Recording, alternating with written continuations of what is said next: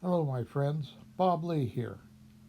In today's video, I want to build a new camera crane up over top of my lathe.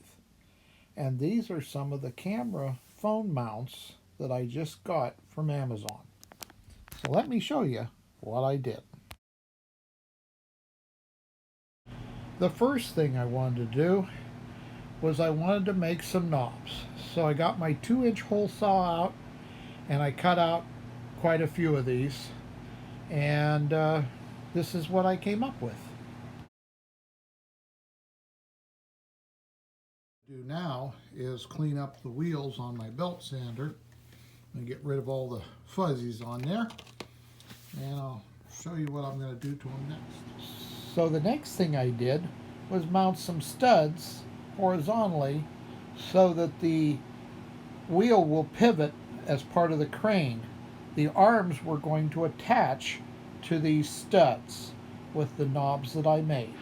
I needed 5 more wheels besides the first 2 I started with, and I needed 4 pieces of 3/4 by 1/2 inch, and they're going to be 14 inches long.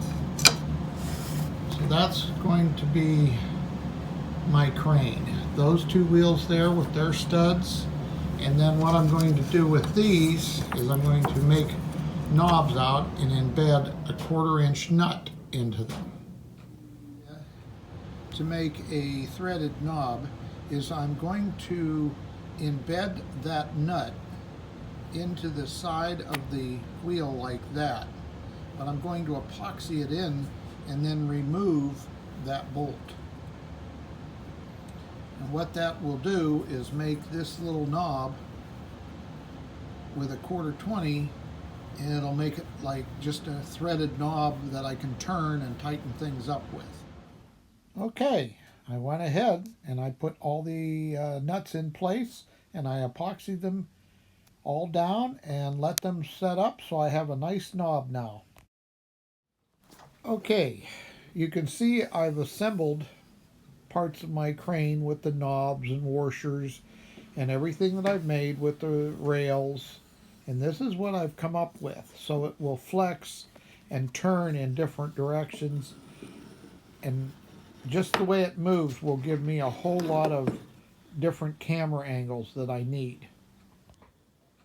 What I'm doing is creating a joint that is going to be able to pivot on this bottom one right here.